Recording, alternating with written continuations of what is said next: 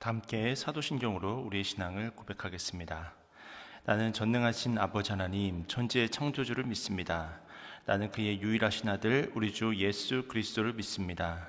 그는 성령으로 잉태되어 동정녀 마리에서 나시고 본디오 빌라도에게 고난을 받아 십자가에 못 박혀 죽으시고 장사된 지 사흘 만에 죽은 자 가운데서 다시 살아나셨으며 하늘에 오르시어 전능하신 아버지 하나님 우편에 앉아 계시다가 거기로부터 살아있는 자와 죽은 자를 심판하러 오십니다. 나는 성령을 믿으며 거룩한 공교회와 성도의 교제와 죄를 용서받는 것과 몸의 부활과 영생을 믿습니다. 아멘. 찬송 144장 찬양하시겠습니다.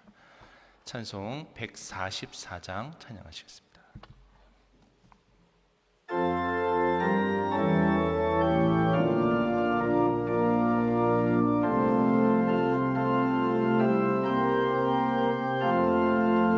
예수 나를 위하여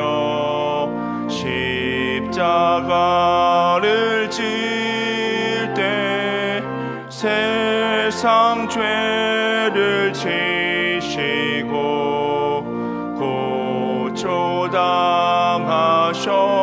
고초당하셨네. 예수님 나의 죄 위하여 봄의 피를 흘리니 죄인 받으소서. 십자가를 지심은 무슨 죄가 있나. 저무지한 사람들 메시아 죽였네.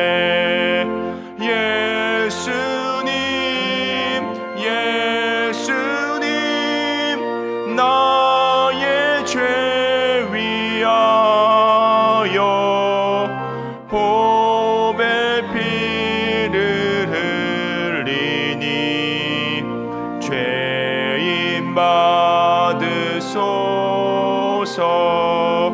피와 같이 붉은 죄 없는 이가 없네. 십자가의 공로로 눈과 같이 되네. 예수님 나의 죄 위하여 봄의 피를 흘리니 죄인 받으소서. 아름답다 예수여 나의 좋은 친구. 예수 공로 아니면 영원 형벌 받네. 예수님 나의 죄 위하여 봄의 피를 흘리니 죄인 받으소서.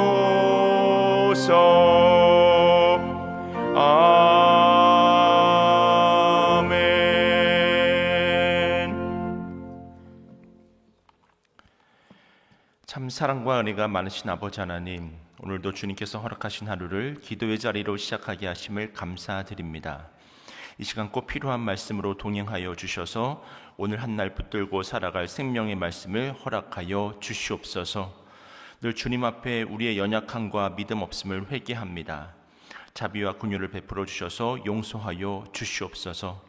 회개하기보다는 변명하기에 급급했고 내 뜻과 생각이 주님의 뜻이라고 우기며 주님의 뜻을 따르지 않은 죄를 고백하오니 용서하여 주시옵소서. 이 시간 십자가 보혈의 피로 우리의 모든 죄를 씻어주시고 정결케 하여 주셔서 거룩한 심령으로 주님께 나아갈 수 있는 복된 날이 되게 하여 주시옵소서. 지금 담임 목사님과 선교 팀원들이 스리랑카 단기 선교 중에 있습니다. 팀원들의 연육을 매 순간 강건함으로 붙잡아 주시고 진행되는 모든 사역 위에 성령의 능력으로 함께하여 주셔서 하나님의 사랑과 말씀의 선한 열매들이 풍성함으로 맺힐 수 있도록 이끌어 주시옵소서. 오고 가는 모든 발걸음을 안전함으로 또 건강함으로 강건함으로 지켜 주시옵소서. 교육국의 여름 사역을 위해 기도합니다. 수련회와 성경학교를 통해 우리의 자녀들이 예수님을 인격적으로 만나고 믿음 안에 굳게 서는 은혜의 역사가 있을 수 있도록 그 모든 과정들이 잘 준비되게 하여 주시옵소서. 일정 가운데 안전을 지켜주시고 모든 교사들과 봉사자들에게 성령의 능력과 기쁨으로 섬길 수 있는 힘을 허락하여 주셔서 교육국의 여름 사역들이 주님 기뻐하신 뜻대로 부흥의 역사가 나타날 수 있도록 주여 함께하여 주시옵소서. 나라를 위해 기도합니다. 지도자들이 하나님을 경외하며 공의와 진실함으로 나라를 이끌어갈 수 있도록 인도하여 주시옵소서. 국민의 고통에 귀 기울이는 정책들이 세워지게 하시고 갈라진 사회를 하나로 묶는 통합의 정치가 실현되게 하여 주시옵소서. 그러므로 하나님의 통치가 이 땅 위에 세워지는 은총을 허락하여 주시옵소서. 세계의 평화를 위해서도 기도합니다. 이 시간 세계 곳곳에서 전쟁과 갈등으로 인해 수많은 이들이 고통받고 있습니다. 무고한 생명의 희생이 더 이상 이어지지 않도록 막아주시고 각국의 지도자들에게 평화를 선택할 지혜와 용기를 허락하여 주시옵소서. 속히 전쟁의 어둠이 물러가게 하시고 하나님의 정의와 평화가 강같이 흐르는 은혜가 있게 하여 주시옵소서. 우리의 교회를 축복하여 주시는 주님 감사합니다. 이 새벽도 주님을 의지함으로 나왔습니다. 예배를 방해하는 악한 영, 어둠의 권세를 모두 물리쳐 주시고 성령의 역사로 충만한 예배, 믿음의 결단이 있는 예배가 되게 하여 주시옵소서. 이 시간 구별된 마음으로 정석과 주님께 예물을 드린 손길들이 있습니다. 드린 그 마음의 소원을 주님 기뻐 받아주시고 이 예물이 쓰이는 곳마다 하나님의 영광이 드러나게 하여 주시옵소서. 날마다 우리에게 새로운 은혜로 섭리 가운데 함께하여 주시는 주님께 감사드리고 우리 구주 예수님 이름으로 기도드렸습니다. 아멘.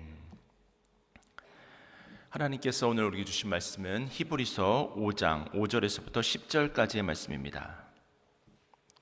히브리서 5장 5절에서부터 10절까지의 말씀.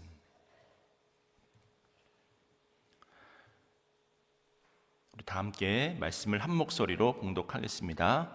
또한 이와 같이 그리스도께서 대제사장 되심도 스스로 영광을 취하심이 아니요 오직 말씀하신 이가 그에게 이르시되 너는 내 아들이니 내가 오늘 너를 낳았다 하셨고, 또한 이와 같이 다른 데서 말씀하시되 내가 영원히 멜기세덱의 반차를 따르는 제사장이라 하셨으니 그는 육체에 계실 때에 자기를 죽음에서 능히 구원하실 이에게 심한 통곡과 눈물로 간구와 소원을 올렸고 그의 경건하심으로 말미암아 들으심을 얻었느니라.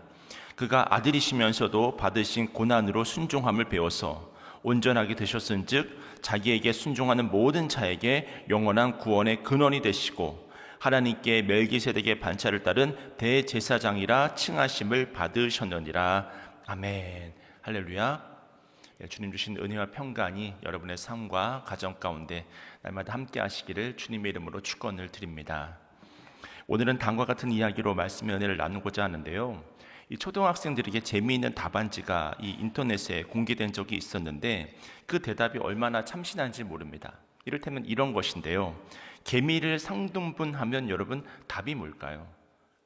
넌센스도 아니고 함정도 아닙니다. 개미를 3등분하면 머리, 가슴, 배잖아요. 근데 아이들은 뭐라고 대답을 하냐면 죽는다라고 대답을 했다고 합니다. 아마도 아이들에게 있어서는 해부학적 사실이 아니라 살아있는 곤충이 죽었다고 하는 실존적인 문제가 더 큰 문제로 보였던 것 같습니다. 또 이런 문제도 있는데요. 찐 달걀을 먹을 때는 어떻게 해야 되나요? 어떻게 해야 되나요? 소금을 찍어 먹으면 되겠죠. 하지만 아이들은 답을 어떻게 썼냐면 가슴을 치며 먹는다 이렇게 썼다고 합니다. 그리고 그 다음 질문인데, 부모님들은 왜 우리를 사랑하는 걸까요? 여러분, 이 질문에 어떻게 답을 하시겠습니까? 설명이 어려운 것이죠. 그래서 이 질문 앞에서 아마 많은 아이들도 난감했던 것 같습니다. 그래서 이렇게 답을 하는데, 그러게 말입니다. 그러게 말입니다. 왜 부모님이 나를 사랑하시는지 도무지 이해할 수가 없습니다. 근데 저는 이 이야기를 보면서 하나님의 우리를 향한 사랑도 마찬가지라고 생각을 합니다. 하나님이 왜 우리를 사랑하실까요? 답변할 이유가 없는 거예요. 우리 안에 그 어떤 이유도 찾을 수가 없는 것입니다. 그러게 말입니다. 그렇습니다. 부모님의 자녀 사랑에 이유가 없듯이 하나님께서 우리를 사랑하시는 것도 이유가 없는 거예요. 존재 그 자체만으로 우리를 사랑하시는 줄로 믿습니다. 그리고 오늘 본문은 바로 그럼에도 불구하고의 그 십자가 사랑에 대해서 증거하고 있는 것입니다. 어제 본문에 설명되었던 것처럼 모든 인간 대제사장은 스스로 그 직무를 맡을 수 있는 힘이 없었습니다.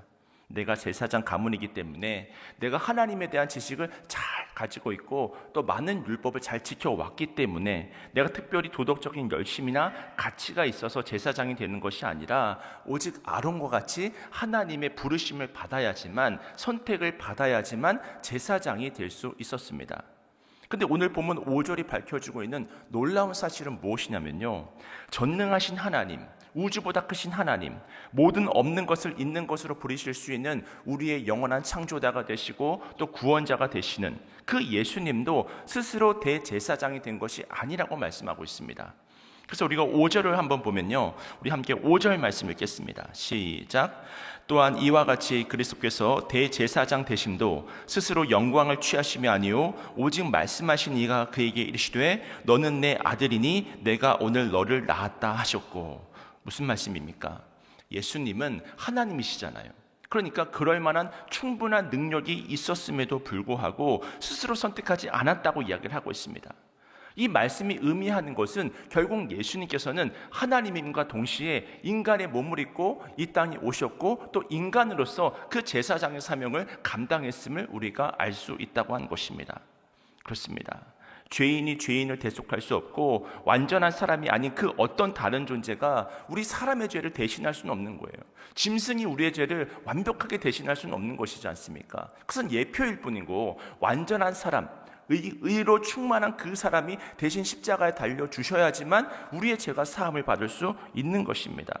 이것이 바로 예수님의 성육신이 증거하고 있는 신비의 영역인 것이죠. 그래서 예수님도 구약의 대제사장들과 같이 스스로 선택한 것이 아니라 하나님의 택함을 받고 임명함을 받게 되었다. 이것 자체가 얼마나 은혜인 줄 모릅니다. 근데 5절에 이어지는 말씀을 보면 또 재밌는 표현이 나오는데요, 그 말씀은 우리가 잘 아는 이 CCM 가사로도 유명한 말씀인데, 너는 내 아들이라 오늘날 내가 너를 낳았도다. 그 노래 그 선율이 착 흘러가지 않습니까? 막 다시는 찬양일 것 같은데요, 사실 이 말씀은 오늘 본문의 히브리서 기자가 시편 2편 7절 말씀을 인용한 구절입니다. 자, 시편 2편 7절 말씀을 제가 읽어드리겠습니다. 내가 여호와의 명령을 전하노라. 여호와께서 내게 이르시되 너는 내 아들이라. 오늘 내가 너를 낳았도다. 그렇다면 왜 히브리서 기자는 이와 같은 출산의 과정을 사용해서 예수님에 대해서 묘사하고 표현하고 있는 것일까요? 사실 저도 아이를 안 낳아봐서 잘 모르지만 그 해산의 고통이라고 하는 것이 얼마나 큰 고통인지는 많이 들어서 또 보아서 알고 있습니다.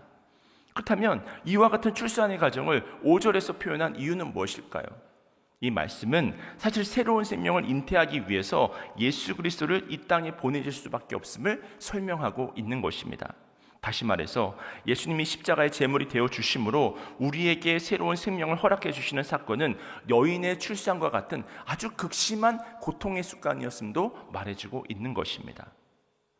그런데 이어서 6절을 보면 또 구약 성경의 또 다른 본문을 인용하는 것을 볼 수 있는데, 6절 말씀 우리 함께 읽겠습니다. 시작.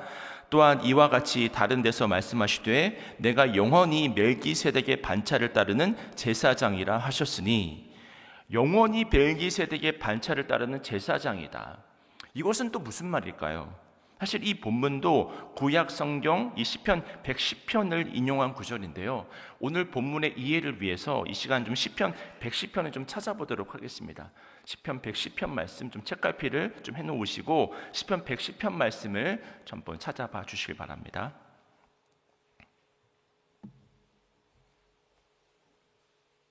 시편 110편 말씀입니다.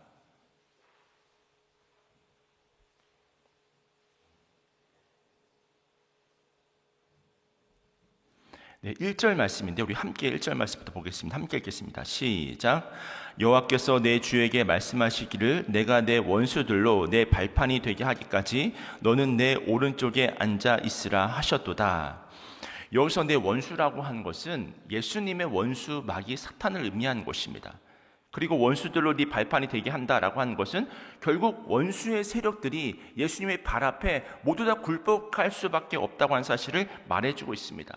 그리고 그때까지 예수님은 하나님의 보좌 우편에 앉아 있으라고 말씀하시거든요. 이것은 바로 예수님께서 만왕을 온 세계를 통치하는 바로 왕이심을 말씀하고 있는 것입니다. 그리고 이어지는 시편 2절, 110편 2절부터 4절까지의 말씀은 다음과 같은데 우리 함께 읽겠습니다. 시작. 여호와께서 시온에서부터 주의 권능의 규를 내보내시리니 주는 원수들 중에서 다스리소서. 주의 권능의 날에 주의 백성이 거룩한 옷을 입고 즐거이 헌신하니 새벽 이슬 같은 주의 청년들이 주께 나오는도다. 여호와는 맹세하고 변하지 아니하시리라 이르시기를 너는 멜기세덱의 서유를 따라 영원한 제사장이라 하셨도다. 아멘. 무슨 말입니까? 분명 우리는 1절에서 예수님의 왕권에 대해서 이제 우리가 확인을 해보았잖아요. 예수님은 온 세계를 다스리시는 분이라고 하는 것을 확인해 보았습니다. 근데 시편 110편 4절 말씀을 보니까 오늘 본문의 히브리서 말씀과 같이 너는 멜기세덱의 서유를 따라서 영원한 제사장이라고 표현을 하는 거예요. 다시 말해서 예수님이 왕권이 회복되기 전에 반드시 통과해야 될 통과 의례가 있었습니다. 그것은 바로 제사장, 대제사장으로서의 사명을 감당함으로 말미암아 결과적으로 십자가의 사명을 감당함으로 말미암아 우리에게 구원의 길을 열어주시는 그 사명이 바로 예수님께 있음을 말씀하고 있다고 하는 것입니다.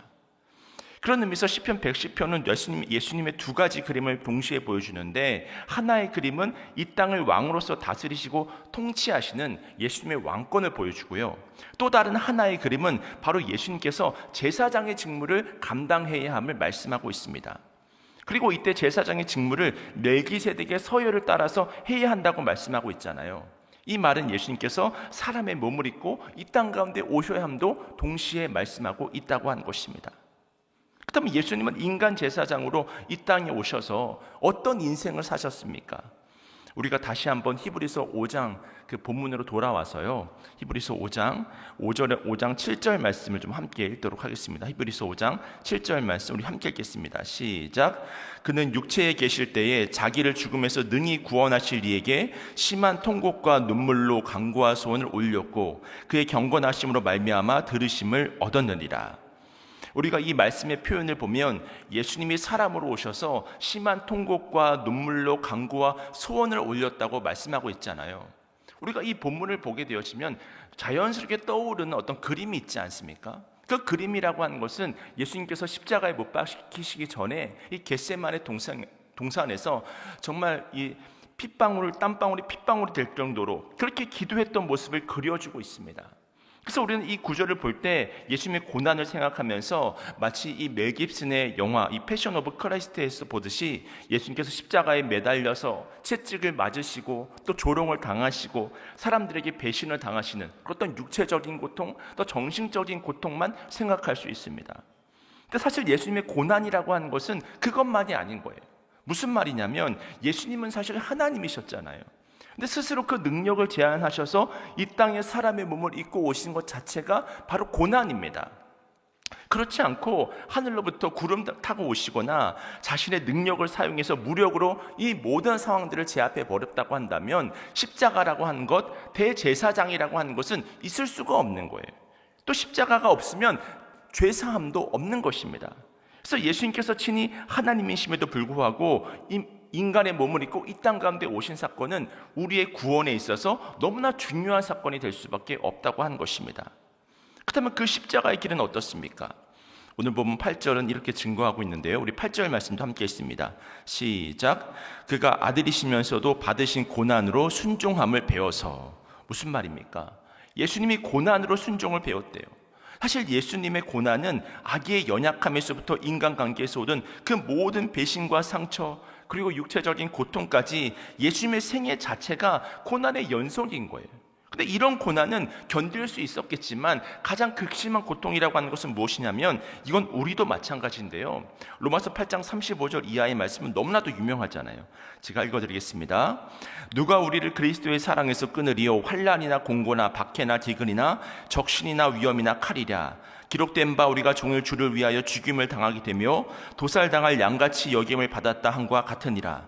그러나 이 모든 일에 우리를 사랑하신 이로 말미암아 우리가 넉넉히 이기느니라. 내가 확신하노니 사망이나 생명이나 천사들이나 권세자들이나 현재일이나 장래일이나 능력이나 높음이나 깊음이나 다른 어떤 피조물이라도 우리를 우리 주 그리스도 예수 안에 있는 하나님의 사랑에서 끊을 수 없으리라. 아멘. 우리가 이 약속의 말씀만 성취되어진다고 한다면 우리가 이 인생에서 경험할 수 있는 그 어떤 고난이라고 할지라도 하나님의 사랑과 연결되어져 있으니까 소망이 있는 것이 아니겠습니까? 희망이 있는 것이지 않겠습니까? 다시 한번 힘을 내서 일어설 수 있는 것이지 않겠습니까? 근데 예수님은 십자가 사랑에서 이 하나님의 사랑이 끊어지는 것을 경험한 거예요. 하나님임에도 불구하고 삼위일체의 하나님이심에도 불구하고 십자가에 못 박히시는 순간은 하나님께 버림을 받는 것입니다. 그러면 이 버림받았다고 하는 고통은 왜 견디기 힘든 것일까요? 사실 버림받았다고 하는 말을 뒤집으면 사랑받지 못한다고 하는 말이 되잖아요. 사실 잘 생각해 보시면 이 사람이라고 하는 존재는 밥을 먹고 사는 존재가 아니라 사랑을 먹고 사는 존재입니다. 우리가 아무리 힘든 상황을 맞이한다 하더라도 진정으로 나를 기다려주고 또 사랑해주고 지지해주고 인정해주는 사람이 한 사람만 있다고 할지라도 그 어떤 어려움이라고 할지라도 이겨낼 수 있는 거예요. 그래서 배가 고파서 자살하는 사람은 없습니다. 자살하는 사람의 특징은 무엇이냐면 아무리 주변에 먹을 거리가 가득해도 또 내가 수많은 권세를 가지고 있고 재물을 가지고 있다 할지라도 살고 싶지 않기 때문에 자살하는 것이 아니겠습니까? 그럼 무엇이 이런 상황을 만들까요? 그것은 바로 사랑받고 있지 못하다고 느끼기 때문입니다. 사랑받지 못하고 있다고 느끼면 먹거리에 아무리 에워싸여 있다 할지라도 자살을 생각할 수밖에 없는 거예요. 이처럼 사랑받지 못한다는 생각, 그래서 절대 고독에 떨어지는 것이야말로 죽음에 이르는 병입니다. 그런데 예수님은 사람에게만이 아니라 하나님께 버림을 받으시는 거예요. 관계가 끊어져 버리는 거예요. 그 고통이라고 하는 것은 우리가 감히 헤아릴 수 없는 그런 고통인 것입니다. 하지만 결국 예수님께 우리가 감사한 것은 무엇이냐면 그 고통에 굴복하신 것이 아니라 결국 하나님의 뜻에 순종하심으로 말미암아 구원을 이루셨다고 하는 사실입니다. 그래서 오늘 보면 히브리서 5장 9절과 10절 말씀은 이렇게 증거하고 있는데 우리 함께 9절과 10절 말씀 우리 함께 읽겠습니다. 시작.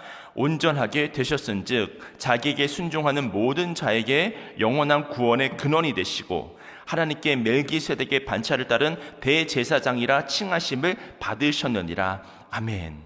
결국 예수님은 하나님의 사랑의 관계가 끊어지는 그 극한의 고통까지도 감내하시고 결국 십자가에 달리시는 사명에 순종하심으로 말미암아 자기에게 순종하는 모든 자에게 무엇이 되셨다고요?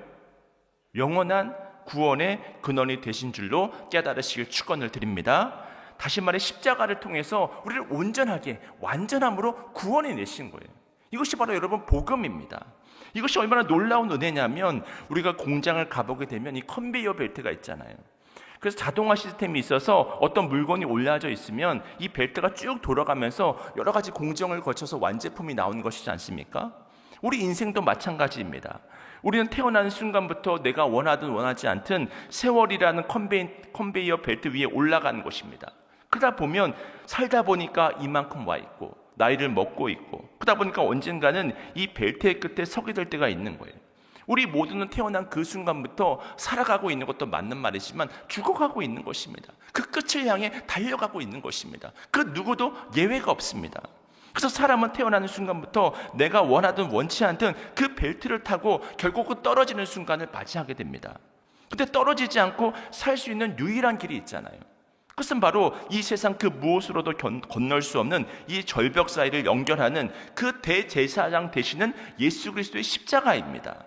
십자가가 있는 사람들은 그 십자가를 놓고 절벽을 건너갈 수 있지만 십자가가 없는 사람들은 자신의 죄로 말미암아 결국은 절벽 아래로 떨어질 수밖에 없는 거예요. 이를 위해서 친히 예수님께서 오늘 본문이 증거하고 있는 것처럼 벨기세덱의 반차를 따라서 인간의 몸을 입고 이 땅 가운데 오셨다는 사실을 깨달으시길 축원합니다. 오늘 우리가 이 인생을 살아가는 데 있어서 끊임없이 내 안에 죄가 작동하잖아요. 이 죄가 나를 두렵게 하고 염려 가운데 머물게 하지 않습니까? 이 죄의 문제가 내 전 재산을 다 판다 해도 해결이 되겠습니까? 착하게 산다고 해결이 되겠습니까? 선하게 살면 해결이 되겠습니까? 그 어떤 방법으로도 죄의 대가를 지불할 방법이 없습니다. 왜냐하면 죄의 삭시라고 하는 것은 사망이기 때문입니다. 오직 내 죄의 문제를 해결할 수 있는 유일한 길은 내가 죽는 것밖에 없는 거예요. 근데 오늘 예수님께서 친히 인간의 몸을 입고 이 땅 가운데 오심으로 말미암아 대신 죽으셨다고 하는 거예요. 그래서 우리에게 생명을 허락해 주셨다고 하는 것입니다. 예수님은 이 일을 위해서 그 외롭고 고통스러운 길을 인간의 몸을 입고 홀로 걸어가셨습니다. 그 골고다 언덕은 분명 내가 죽어야 될 자리였는데 예수님은 우리를 구원하시기 위해서 당신의 피를 아낌없이 내어주셨던 거예요. 이것이 바로 그리스도의 십자가라고 한다면 오늘 여러분은 이 십자가의 길을 걸어가고 계십니까? 여러분이 머무는 곳은 여러분으로 인해서 십자가의 사랑이 드러나고 있습니까? 아니면 여전히 싸움과 다툼이 일어나고 있습니까? 여러분의 신앙 여정에 어떤 십자가의 열매들이 지금 맺혀지고 있습니까? 그런 의미에서 우리는 이 시간 이 예배의 자리에서 예수님의 십자가 은총과 함께 우리의 모습을 한번 돌아볼 수 있어야 합니다. 그래서 이 사실을 알았던 사도 바울이 이런 유명한 고백을 하잖아요. 제가 마지막으로 갈라디아서 6장 14절 말씀 읽어드리겠습니다. 그러나 내게는 우리 주 예수 그리스도의 십자가 외에 결코 자랑할 것이 없으니 그리스도로 말미암아 세상이 나를 대하여 십자가에 못 박히고 내가 또한 세상을 대하여 그러하니라. 아멘. 바라기는 이 시간 예수님의 십자가 그 대속의 큰 은총을 깨달아서 날마다 사도 바울과 같이 다른 것 자랑할 것이 아니라 정말 십자가 하나만을 자랑하는 삶을 살아가시는 여러분 모두가 되시길 축원을 드립니다. 그렇게 늘 주님과 동행함으로 날마다 십자가의 능력으로 승리하는 그런 오늘 한 날이 될 수 있기를 주님의 이름으로 간절히 축원을 드립니다. 우리 시간 다 함께 들었던 말씀 붙들고 통성으로 기도하도록 하겠습니다. 예수님께서 하나님이심에도 불구하고 우리를 사랑하셔서 인간의 몸을 입고 친히 대제사장의 사명을 감당하심으로 말미암아 십자가 보혈의 은총으로 우리를 구원하여 주셨습니다. 주님의 그 크신 은혜를 깨달아서 날마다 복음에 대한 감사와 기쁨으로 또 십자가 신앙으로 살아가는 십자가만을 자랑하는 우리가 될 수 있게 하여 달라고 다 함께 들었던 말씀 붙드시고 마음 앞에서 통성으로 기도하시겠습니다. 참 사랑과 은혜가 많으신 아버지 하나님, 주님께서 우리 가운데 살아계셔서 십자가를 허락하여 주시고 하나님께 한 마음으로 달려나가게 하심을 감사드립니다. 믿음의 여정을 끝까지 지켜내게 하여 주시고 하나님이심에도 불구하고 인간의 몸을 입고 이 땅 가운데 오심으로 말미암아 우리에게 죄사함의 은총을 허락하여 주신 그 기적의 은혜를 매 순간 감사하며 감격 가운데 하나님의 은총을 고백하는 우리 모두가 되게 하여 주시옵소서. 늘 하나님의 사랑에 잇대어 살아가게 하여 주시고 십자가만을 자랑하는 믿음의 삶, 복음의 삶, 진정찬 주님의 제자로서의 삶을 살아갈 수 있도록 주여 함께하여 주시옵소서. 이 시간 예배드리는 모든 주님의 자녀들의 기도 제목들 다 응답하시고 친히 선한 열매로 이끌어 주셔서 오늘 한 날도 생명의 말씀을 붙잡고 승리하는 모든 주님